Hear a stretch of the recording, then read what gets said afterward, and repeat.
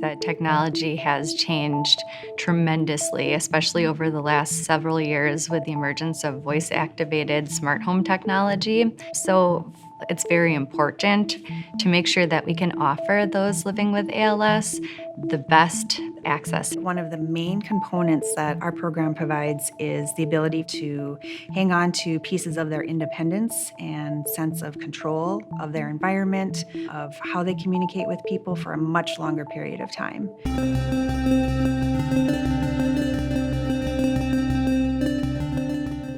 So probably about 2 years ago. So second visit maybe. She mentioned that, do we use any of these things in our home? Our communication and assistive device program really offers access to a lot of communication and assistive technology devices to make sure that they're able to maintain their independence and they're able to maintain control over their home environment to the best of their ability. This is an exciting time for technology. Things are becoming much more intuitive, and we're finding that the products that we can provide in our loan program can serve people from the beginning of the disease through as it progresses all the way to the end. Our program really offers a range of devices, basic things like communication sheets. Mid-level would be tablets or iPads, and high-level would be dedicated speech-generating devices that are often donated to our chapter. It just seems that we're all just kind of measuring, tracking, and that then wasn't she would come in and help. Constant. She was like, what do we need? What can we work on? And so I think it was that positive attitude in that otherwise kind of negative world. We're providing those products that allow them to maintain independence, and it lessens the burden for their caregiver. So the person with ALS is comfortable and safe and still enjoying quality of life. I feel like we're sort of scratching the surface.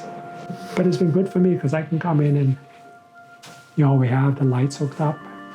We use it to turn the TV on and off. Smart home technology really works in an assistive capacity to help potentially restore independence. It is important that therapists, so either occupational therapists or speech therapists, are completing formal assessments to determine which devices are most appropriate for the individual living with ALS. It starts with a screening visit where a person would come here to the clinic at the U of M campus, and we would discuss the process and then go through into one of our sound booths where we would record a list of screening sentences. They had just traversed. And then we began the recording of the person's own voice, and in about a week or two, the voice is theirs to put on any device that it'll work for. I really love the voice banking program, and I'm so glad it's available for people. And I would hope that anyone who gets the chance to do that would do it.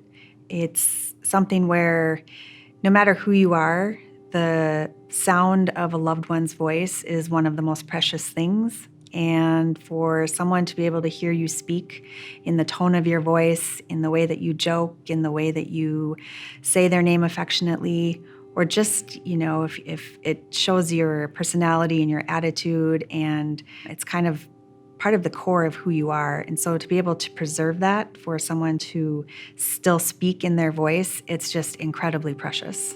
I'm not fighting ALS. That's a fight I'll never win. But I'm living with ALS. And what the association does is really enhance my ability to live with ALS by providing equipment, instruction, and guidance to live the best life I can with what I have. And technology and equipment is there to help you live. So to deny, to hold off taking those services is just denying yourself an opportunity to live the best life you can.